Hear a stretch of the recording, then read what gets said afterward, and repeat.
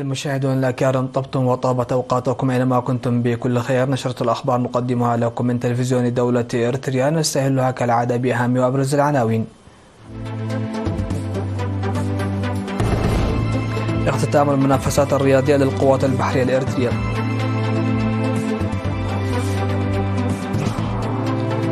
نجاح شتول الأشجار المغروسة في مدينة سرجان.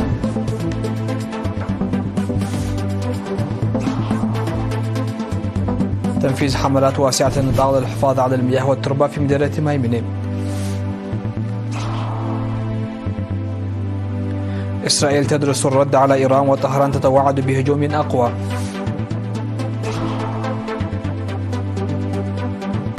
تحذير أممي يشير ل 55 مليون شخص مهددون بنقص الغذاء في أفريقيا. وروسيا تختبر صاروخا جديدا عابرا للقارات.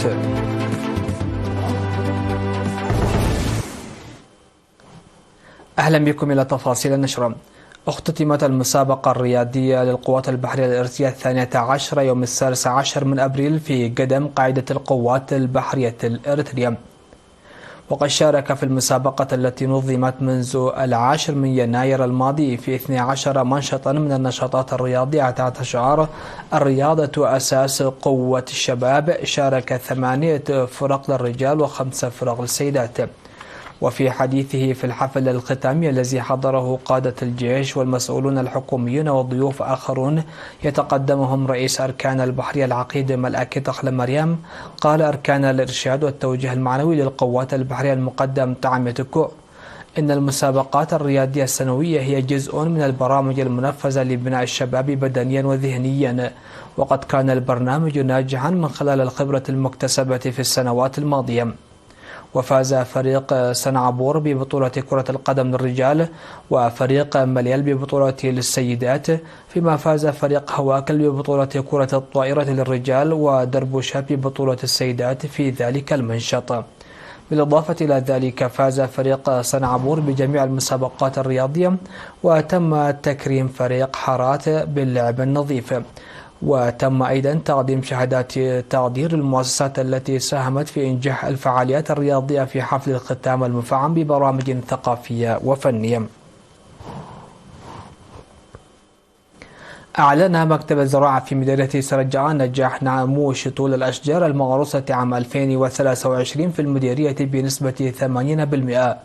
وأوضح مسؤول المكتب السيد إبراهيم برهاني أن شتول الأشجار البالغ عددها أكثر من 276 ألف شتلة غرست بالنفير الشعبي في 17 ضاحية، داعيا إلى رعايتها وحمايتها.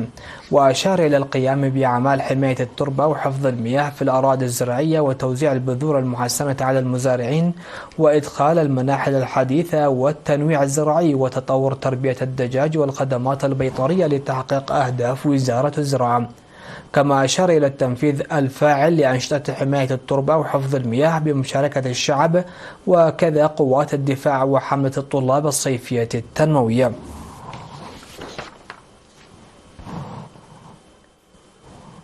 عقد فرع الاتحاد الوطني للشباب والطلبة بمدينة نعفا سيمينارا لطلاب المرحلتين المتوسطة والثانوية حول احترام الوقت وترسيخ ثقافة القراءة.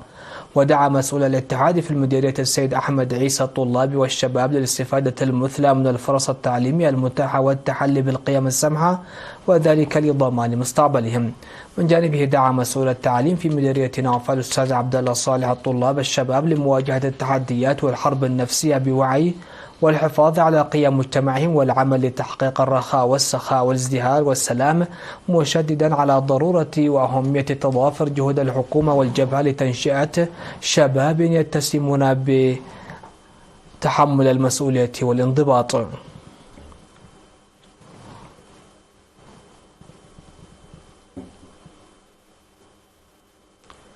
تم توزيع قطع الأراضي الملكية الخاصة ل 67 من مواطني ضاحية جنتسيبا في مديرية ماي عيني، بينهم 25 امرأة أوفوا الإجراءات المطلوبة. وأوضح المشرفون على عملية توزيع قطع الأراضي أن التوزيع جرى في قريتي معكنو وجنتسيبا وسيستمر في القرى الأخرى. وذكر مكتب وزارة الأراضي والمياه والبيئة أن المهمة نفذت بواسطة لجان القرى. يقوم سكان 17 إدارة الضاحية وأفراد من الجيش الشعبي بحملة نفير واسعة النطاق تركز على الحفاظ على المياه والتربة وإصلاح الطرق الترابية في مديرية مايمنة. وقال السيد ياريد هبتقرقيش مسؤول الزراعة في المديرية لوكالة الأنباء الإرثية إرنا إنه تم بناء أكثر من 28 ألف هكتار من القنوات الحوضية وأكثر من 6300 هكتار من الحواجز المائية في الفترة من يناير إلى مارس، مشيرا إلى أنه تم إصلاح 171 كيلومترا من الطرق وسيستمر حتى بداية موسم الأمطار. وأضاف أن الهدف الرئيسي هو مكافحة التصحر والتعرية وتنمية الإنتاج الزراعي من خلال منع الانهيارات الأرضية، مشيدا بمشاركة المواطنين الفعالة. وقال قائد اللواء يماني كحسا المسؤول عن العمل إن نتائج البرامج يتم تقييمها من وقت لآخر، موضحا أن المشروع يتم تنفيذه بشكل جيد بالتنسيق بين الجيش الشعبي والإدارة ووزارة الزراعة. وحث سكان بلدة مايمنة وضواحي عد قطين وعد شمتنبوسة الذين يشاركون في الحملة حثوا على تقديم الدعم المادي لفعالية العمل.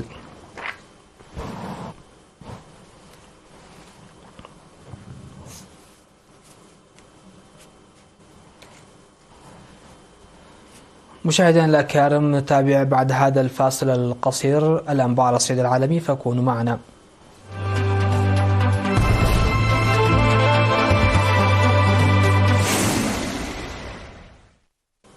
أهلا بكم. على الصعيد العالمي، شنت إيران هجوما على إسرائيل ردا على قصف قنصليتها بالعاصمة السورية دمشق قبل حوالي من أسبوعين بإطلاق عشرات المسيرات والصواريخ باتجاه الداخل الإسرائيلي.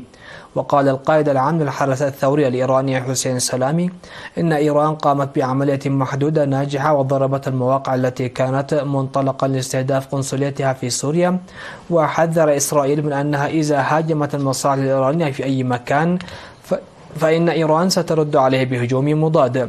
وفي مؤتمر صحفي كشف المتحدث باسم الجيش الإسرائيلي دانيال هاجاري عن مشاركة من ساهم الحلفاء والشركاء في اعتراض الصواريخ والمسيرات الإيرانية. وقال هاجاري إن إيران أطلقت أكثر من 300 صاروخ ومسيرة على إسرائيل، وأن الدفاعات الجوية الإسرائيلية نجحت بالتصدي ل97% منها. في الولايات المتحدة دعا الرئيس جو بايدن رئيس الوزراء الإسرائيلي بنيامين نتنياهو إلى اعتبار ما حدث نصرا، لأن تقييم واشنطن يؤكد أن رد إيران غير ناجح، مؤكدا أن واشنطن ستعارض أي هجوم إسرائيلي على إيران. أوضح وزير الخارجية الإيراني حسين أمير عبد اللهيان خلال اجتماع مع سفراء أجانب في طهران اليوم الأحد أن إيران أبلغت الولايات المتحدة أن هجماتها ضد إسرائيل ستكون محدودة وللدفاع عن النفس. ونقلت صحيفة يديعوت أهرنوت عن قيادي عسكري سابق أن إسرائيل أنفقت ما قد يصل إلى نحو 1.35 مليار دولار خلال ليلة واحدة من أجل التصدي للهجوم الذي أطلقته إيران باستخدام مئات المسيرات والصواريخ. وقد أبدت العديد من الدول قلقها الشديد جراء الهجوم الإيراني على إسرائيل، لكن الدول الغربية واليابان نددت بالهجوم، ومن المقرر أن يجتمع قادتها لبحث الهجوم عبر الفيديو. حذرت وكالات أممية من مواجهة 55 مليون شخص خطر الجوع غرب ووسط إفريقيا جراء التحديات الاقتصادية كارتفاع أسعار الحبوب والمنتجات الغذائية عالميا، الأمر الذي يساهم في تأجيج أزمة غذاء بالمنطقة. فقالت كل من برنامج الغذاء العالمي ومنظمة الأمم المتحدة للطفولة يونيسيف ومنظمة الأغذية والزراعة للأمم المتحدة فاو في بيان مشترك إن 55 مليون شخص غرب ووسط أفريقيا سيكافحون من أجل توفير طعام خلال الأشهر المقبلة. وأوضح البيان أن من بين الدول الأكثر تضررا نيجيريا وغانا وسيراليون ومالي، ومن المرجح أن يعاني سكان المناطق الشمالية لهذه البلدان من جوع كارثي، مشيرا إلى أن عدد الذين يواجهون الجوع خلال موسم الجفاف الممتد من يونيو إلى أغسطس قد تضاعف 4 مرات خلال السنوات ال5 الماضية.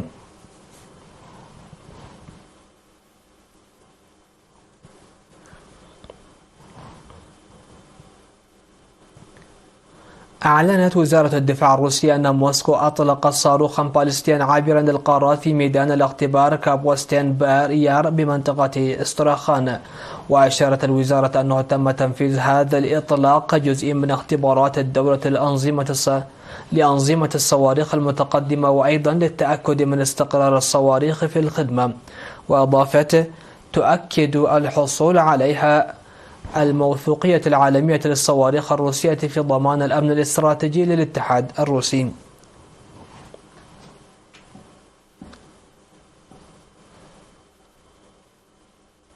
شهدت الصين انكماشا كبيرا في كل من الصادرات والواردات في مارس المنصرم، حيث جاءت الأرقام أقل بكثير من التوقعات، وهو ما يشكل تحديات أمام جهود التعافي الاقتصادي في البلاد. ووفقا لبيانات الجمارك، انخفضت الصادرات الصينية بنسبة 7.5% على أساس سنوي، وهو ما يمثل أكبر انخفاض منذ أغسطس من العام السابق، ويتناقض بشكل كبير مع انخفاض متوقع بنسبة 2.3% في استطلاع أجرته رويترز لآراء الاقتصاديين. وتلفت هذه الإحصاءات النظر إلى الصعوبات المستمرة التي يواجهها ثاني أكبر اقتصاد في العالم، والذي يكافح من أجل تحقيق انتعاش مستدام بعد جائحة كورونا وسط أزمة عقارية طويلة الأمد وتصاعد ديون الحكومات المحلية. ويشير هذا إلى الانخفاض في قيمة الصادرات قد يقابله ارتفاع في الكميات جزئيا وإن كان بأسعار منخفضة.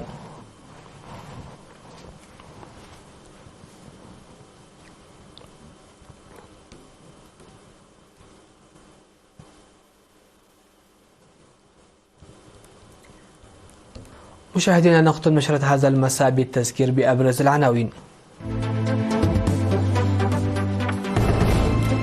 اختتام المنافسات الرياضية للقوات البحرية الإريترية. نجاح شتول الأشجار المغروسة في مدينة سرنجان.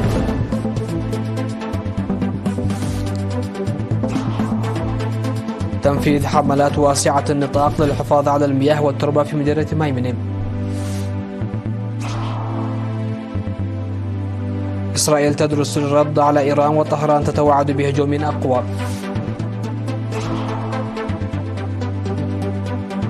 تحذير أممي يشير ل 55 مليون شخص مهددون بنقص الغذاء في أفريقيا. وروسيا تختبر صاروخا جديدا عابرا للقارات.